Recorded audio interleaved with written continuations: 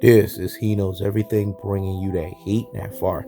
Let's talk about it. Barbershop's conversation. Betashop Instigations. This guy right here is truly a Betashop Instigations. He is the first one before what's about to happen to Blue Blood Sports TV that was blackballed by PBC. This is why he always has an attack out on the PBC agenda. They don't allow him to come in and do fucking fights anymore. He hasn't told the fucking line. He hasn't been the proverbial fucking knee. He hasn't kissed the ring while he's at it. When you're dealing with the powers that be in boxing, this is the only way you're going to get fucking interviews from them. You got to toe the fucking line. You got to bend the fucking knee. You got to kiss the motherfucking ring while you at it. Absence doing, bending the proverbials of the fucking knees and kissing the motherfucking rings while you at it. These guys are not going to entertain you.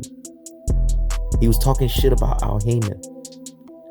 Talking shit against black excellence. He didn't fucking get it. Talking shit against Floyd Mayweather. Talking shit against Gervonta Tank Davis. Leonard Ldbc, unlike Tank and unlike Floyd, who come at you with subliminals, they come at you direct. He comes at you directly. He had enough. The way that he G-checked Blue Blood Sports TV, that wasn't just for Blue Blood Sports TV. You have to sit there and look at it from a smaller picture lens if you're thinking that is the case. Leonard Ldbc was sending a warning out to the Ldbc that you guys are frauds.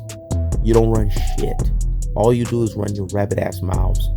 And if you're not careful, we're going to alienate you. We're going to blackball you. We're going to blacklist you up out of here. So when you come up in here, you better come fucking correct. That means your content better be correct, and you better come fucking correct, or we're not even going to give you a day of fucking time. When he mentioned Sean by name, he was basically letting you know he's on a first name basis with this motherfucker. That this is a personalized relationship. That Fight Hype earned the right to get these interviews because he wasn't talking shit about these motherfuckers.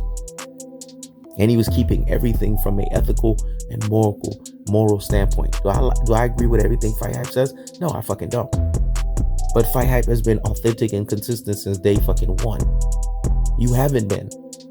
You've been sitting here to prop up Deontay Wilder. You think they didn't notice that? But you know how they paid attention and listened to that? He Knows Everything. A Tom Ross TV. That's why we get the double pats on our back. Because we were the only ones the whole time basically leading the ship, leading the charge, and leading everyone to see what you frauds are at your truest and your most properest levels. That you motherfuckers are frauds. You've been fucking frauds. You've always been frauds. Everything about you has been fraudulent. Nothing about you has been real. Nothing about you has been authentic. Nothing about you has been consistent. And if you've been authentic and consistent about something, you've been authentic and consistent about conquer, divide, and divide and conquer. Let me say it again.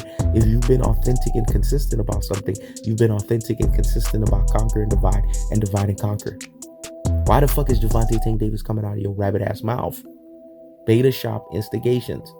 The fuck does he have to do with the super duper hype job variation in i.e. Teofimo Lopez? I don't talk about Teofimo Lopez and Devin Haney. That's who you talk about. That's who's synonymous with one another. Two clowns in fucking boxing. Two guys that can't sell a chicken dinner, let alone a cookout. Two guys that nobody's paying attention to. But you got to always tie Gervonta Tank Davis. Who's protecting Gervonta Tank Davis? Gervonta Tank Davis is tired of the lightweight division bullshit.